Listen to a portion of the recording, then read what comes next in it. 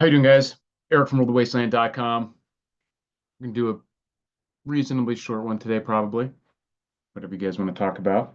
As usual, we're getting close to the end of the month, so you have a few days to jump on the Patreon. Patreon slash Rule the Wasteland. You're going to search Rule the Wasteland. And all the paid members are entered to win prizes. The next one is going to be Gun Vault. Shipped to you for free. All you have to do is send me the address you want to ship to if you end up winning. There's only 14 paid members right now, so your chances are pretty good, depending on the tier. Oh, thanks, man. Yeah, I just got my haircut today, actually. My throat is still got, I feel a lot better. I've been fighting off something, some kind of Marburg. Um, but I'm at that point now where I just have a constant tickle in my throat. So I'm sitting there like trying not to have everyone think I'm dying. So I probably won't go too long today because it's just annoying. I've been taking heroic semi-fatal doses of Mucinex to try and beat it. Um, and it's important to have that stuff lying around. This is a bad season to try and buy or stock up on it. So you want to get that like generic Dayquil, NyQuil, a good. Thanks for letting me guys know you can hear and see. But all the little random medicines that we pretty much take for granted and would make a pretty big difference when, it's not really going to be a survival issue in a direct sense in any sort of catastrophe event if you don't have NyQuil or Mucinex or these different kinds of nasal spray and all these different things for like minor ailments. In the direct sense, you're not going to die from that. Um, it would be the antibiotics and stuff that would make the difference if you live or die. But if you have to be on guard duty or you're not getting good sleep because you're up all night coughing or stuffy or just decreased capabilities, decreased comfort, like that stuff's going to matter a lot more in a major disaster scenario or even a just any disaster scenario than it does right now. So if you can't get through workday in the office without some cold meds, it's going to be hard to get through World War III or Red Dawn. So you want to make sure you have that stuff. But my point was, don't buy it now. This is when everyone's sick, everyone's buying it. The inelastic demand keeps the prices high. Wait till we get back into the spring or summer. Stock up on the stuff then, whenever you find some deals throughout the year, and then use it now. Because I've noticed that if you have one or two people who go through in a family who go through, certainly more, who go through some kind of just basic cold, you're going to go through like at least a bottle each of like Dayquil, NyQuil, and then maybe one or two of these other things that if you need more chapstick or Vaseline for your cracked lips, all the tissues and whatever.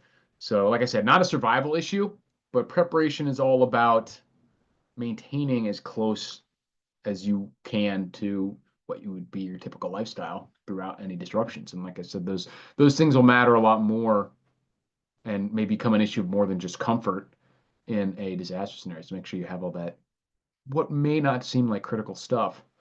Just a second, I'm gonna grab my water.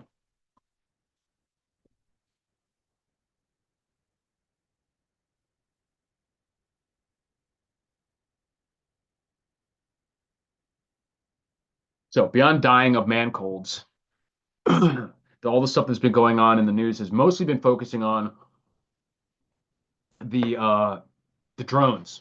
And it's sort of split into two camps, it seems like. Well, two main camps. There's always the people who think it's really aliens.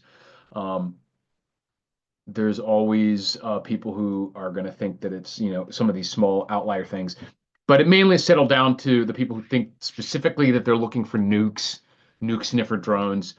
And then the other camp who thinks, I guess it's anything else. But mostly knowing that it's a government and they're doing it probably mostly for some purpose related to either getting some sort of drone legislation passed or soaking up more power or something like that. But so like Canadian Prepper and a few other people have been really pushing the drone missing nuke or missing radioactive material. I've talked to JJ, you saw on our last live stream, and since then about why we don't think that's the case.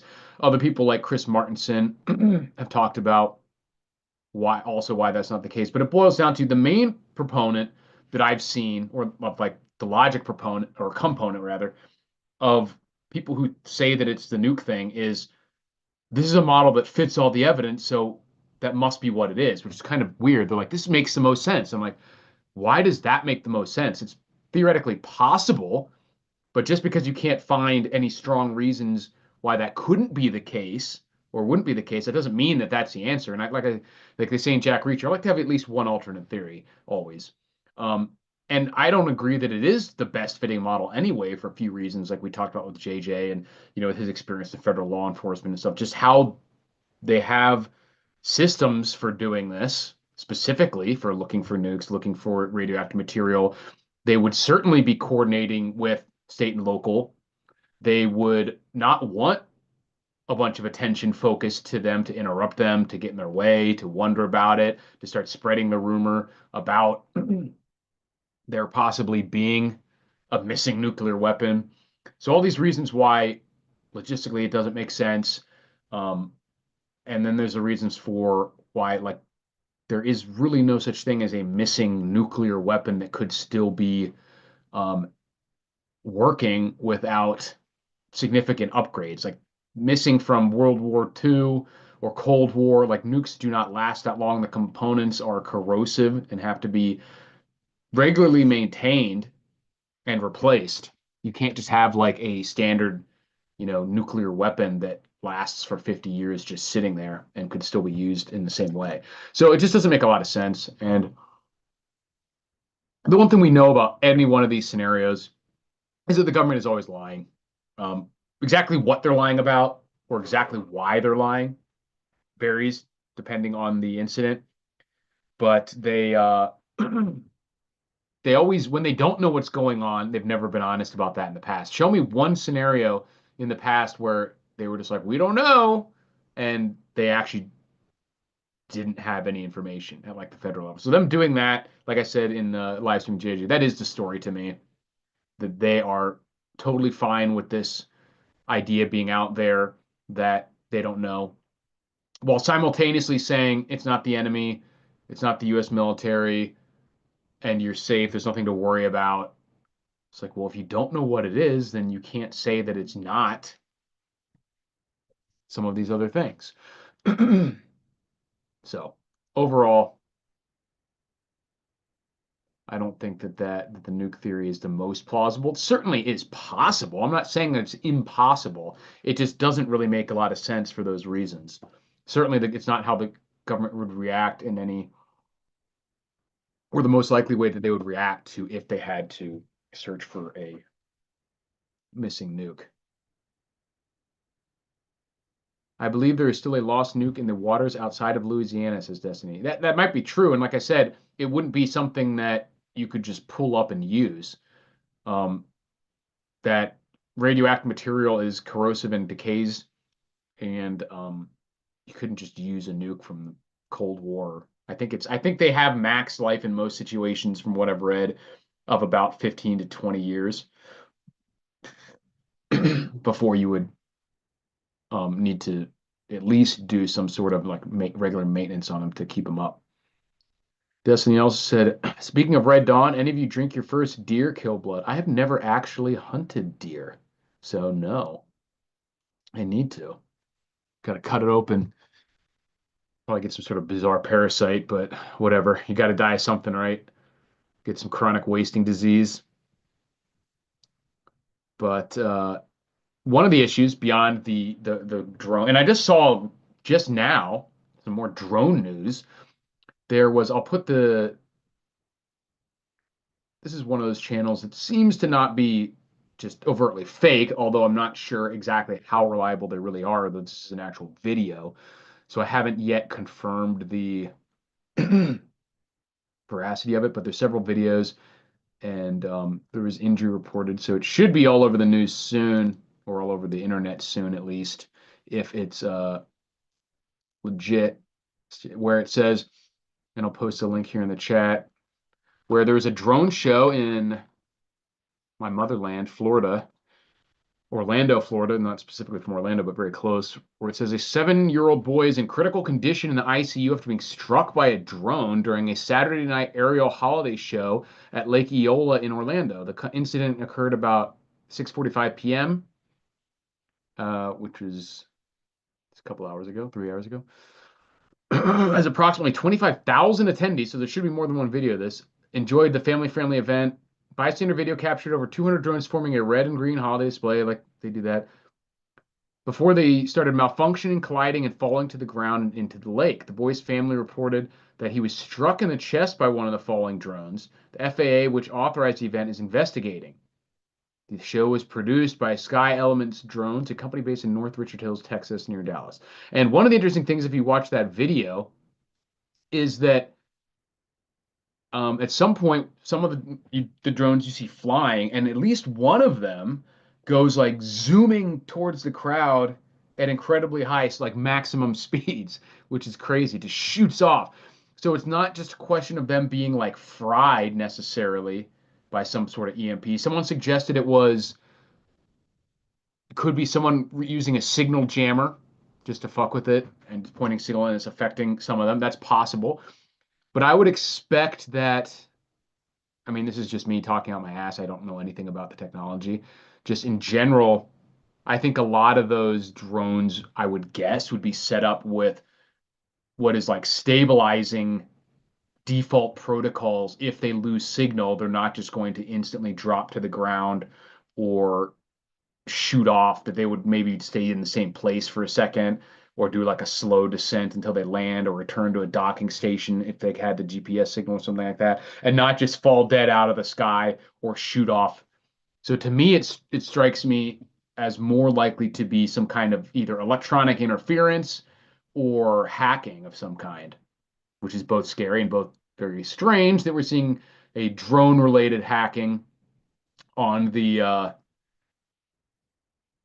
just on, right after all this drone related stuff in in New England. Now I'm assuming that if this was big enough to hurt a child, that these were at least the size of like a Phantom drone, if not bigger. Um, so pretty interesting. Go check out that video at some point and let me know what you did last or what you think of it. JKR says, dude, where's your 2025 bingo card? Man, I should make one, but there's no way you can predict any of this stuff, man. I think instead of like a bingo where they have to line up, you should just get a bunch of like tiles not arranged, and if any of them hit, you get to put them in like a Connect 5 or Connect 4 type board. And the first person to get there. So every time one hits, you get a turn. Because there's just too much weird stuff. So I think you should get like each get 25 or 30 guesses. And each time you get one right, you get to throw it in the Connect Four or something, or just a tic-tac-toe maybe, and whoever gets there first. Because there's so much weird shit that's happening. Drone battles you got. I mean, wild stuff. Yeah, I don't know. I'd have to think of that, what my squares would be. But there's just too much weirdness. Even if you hit one or two of these weird ones, it's like how tough it is to connect all five. You never get them right. That's why it's so crazy. None of this stuff is predictable. And speaking of predictable, what I've mentioned is that me focusing on one of the most, at least in terms of trying to figure out what's going on, is the economic stuff, because we know that's going to happen, um, and we know that it's going to affect us one way or another. So something that we should be looking at to try and prepare for at least a little bit.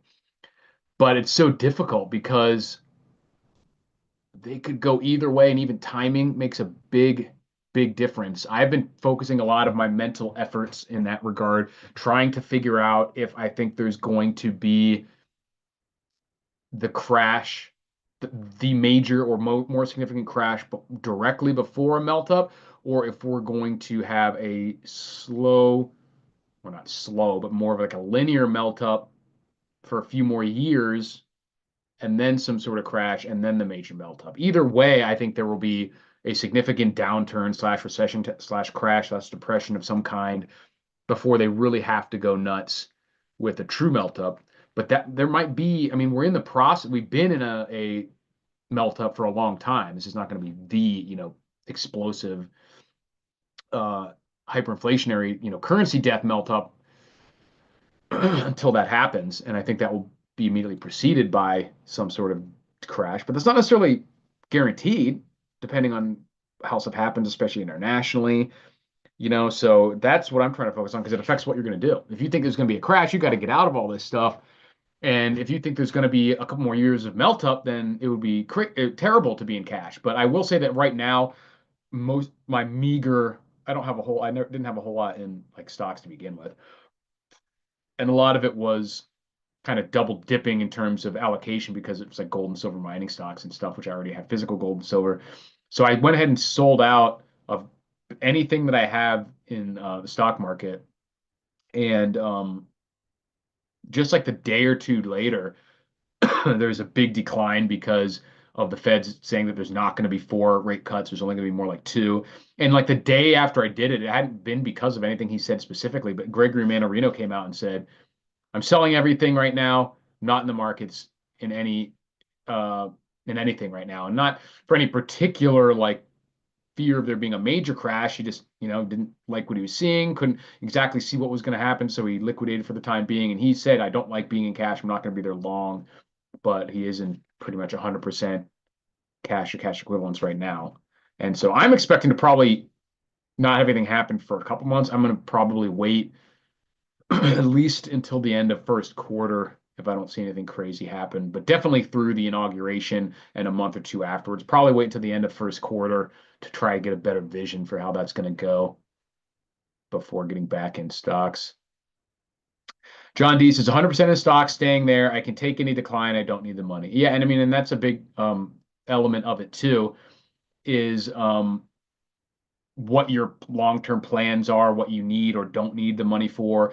So obviously, if you, which I would say I'm in this boat, that no matter what happens, I'm not expecting a Mad Max breakdown level financial collapse. So I do think that within 10 or 20 years, we will be through whatever it is that we're going to go through. And even though we might not be better for it, like we might not be in a better spot, I think we will be through the trough and at least back to some kind of increase. So I don't think there's an enormous risk for just staying in stocks, but I would try to have some kinds of hedges always. Says how much cash is too much cash. That depends on the person. The only real problem that I have, I think it's very important personally to have some physical cash around to get through the initial stages of any of this disruptions, find some deals potentially even, and even like I said, Warren Buffett's in like 30% cash. Gregory Mannarino said at least a day or two ago that he was in almost 100% cash for his stock position. He didn't sell his crypto, didn't sell gold and silver, but you're going to lose purchasing power on anything that's sitting in cash pretty aggressively over the next, however long. Inflation's still not low. So it's not particularly wise to sit on that for um, too long, but you have to have an alternative too. And so if I think it's probably safe at this point to for assumption's sake to think that you're going to lose 10% of whatever you have in cash and purchasing power. So over like the next year. So if you think that there's more than a 50-50 chance of the assets that it would be and otherwise declining by more than 10%, then you leave it in cash, vice versa. But again, I think some kind of diversification is always the case or always the best case. But I am not a financial advisor. Don't listen to me. I'm just a poor normie brokey trying to survive the apocalypse. But let me know what you guys think and what else you expect. What do you guys think we will see anything crazy? Lots of predictions. Have a few on my YouTuber predictions chart of things happening or getting weird before the inauguration. We still have about a full month till January 2021, or the end of January. So certainly could, possibilities open for all sorts of craziness to happen. Still seeing increases with what Ukraine is doing, flying drones into buildings and stuff over there. Pretty wild stuff. So that could certainly escalate as well. So stay frosty. But let me know any other topics you guys want to cover real quick, or I'm gonna probably stop so I can stop fighting the tickle. It's still bugging me. But give you guys a couple minutes. And you know what? for whoever wins in the Patreon, Rule the Wasteland Patreon, the winner decided will win this gun safe. And I will also throw in, found this in a storage unit because I flip storage units, this Walgreens gift card with $1 American still left on it. Exactly $1. It's pretty incredible. The all the gift cards that you find in storage units, the vast majority of them are just empty. And it's like, why did you keep this? The ones that aren't empty, the vast majority of them are under $1, 15 cents, 30 cents, whatever, something like that.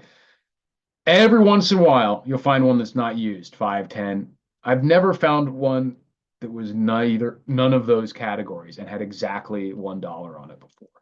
So this can be used at Walgreens. So you will get a speed vault, gun vault, and $1 to spend at Walgreens for good luck.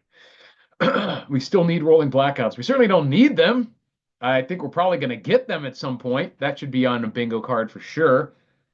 Although, I mean, it's already happened. And if you count the land, brownouts and stuff, gift card is really worth 35 cents. Should be worth a full dollar. It said I just called up, said it has $1 on it. It'll be worth 35 cents in purchasing power in like a couple years. But I do think that right now you'll get the full max value. Buy yourself a Gatorade or something. Pack of chewing gum at Albertsons. Sorry, Walgreens. But you guys have any other topics you see interesting in the news that we should cover real quick before I go into convalescence for my man cold? Let me know. I'm going to try to get out in the desert. I've got a few cool technologies and make some shooting vids and test some stuff out. I got, as a gift, I got this Garmin Messenger. So it's a GPS messenger. What's up, South Florida? Just in time for me. I'm probably gonna be wrapping it up soon. But I got this GPS messenger that I'll be doing in a video. And it's so you can text. So it's a lot cheaper than ongoing than like a sat phone. Um, but you can use it when it works in conjunction with your phone because it's worked through an app, so you don't have to have a full device here with the buttons and everything else. So you still create and write the message and everything with your phone, but it just sends the signal using satellite. So if you don't have uh, normal cell or Wi-Fi signal, you can still communicate. So it does require your phone to be working, but it doesn't require service. Obviously, it's for when you don't have service of any kind. So I'm going to try that out. Because I drive some places to go shooting and stuff where you don't get service. So if I need an off-road recovery or something like that, and certainly in any situation where cell service is clogged or down, you'll have a lot better luck with GPS. I don't think, because we've talked about this and JJ's talked about this, that there's in a major total grid down scenario, I think satellite's only slightly more likely to work than cell because it still relies on terrestrial infrastructure and electricity in at least some places to have the whole network working, communicate with the satellite, spread the signal, stuff like that. So you can't just be like, I got a sat phone, I can always talk, even if they EMP us. Like, no, that wouldn't really work. But if it was a very localized major event, it's still possible. T-Mobile Starlink beta is rolling out, says Mo's Garage. Sign up or open. Yeah, they are. I think you're referring to their direct to device or direct to cell satellite. So right now, Starlink, you get the satellite dish. Seems to work great. A lot of people swear by it. It's not quite as fast speeds, if I'm not mistaken, as like a major cable internet or fiber optic or anything, but totally usable speeds for the most part. And now he has so many satellites up there in constellation that he is rolling out, bombarding us with some kind of electromagnetic radiation to the point where uh, you should be able to get it just on your cell phone everywhere. Full, at least countrywide, maybe soon even planetary wide Wi-Fi. Pretty wild. So hopefully that's not doing anything bad to our brains. It's going to end up like Batman Forever, where the Riddler sends a signal out to everyone. We're like, except for Elon Musk. I wonder if quantum computers would be affected by an EMP. I certainly believe that they would be. And even if they would not, I mean, if they weren't hardened, it's possible to shield pretty much any electrical device from an EMP, but you would also have to shield the grid that it's relying on. Starlink is too expensive unless you're out in a rural area, no other option. It's not that expensive. It's barely more than what I'm paying for internet here in Vegas. It's like 110 bucks a month or something. The residential, it's not, and you don't get, if you don't get the roaming, yeah, it's 120 bucks a month. So that's like a little bit pricey. And if you want like slow internet, you can pay a lot less than that. But if you have to get like real internet, most of the time you're paying between 80 and 100 bucks anyway. So, but if you're not rural, there's no real reason to go to it. I was looking into it because I have Cox Internet and I've had them for years. They were the one in Florida. They're the only option out here, at least as until recently.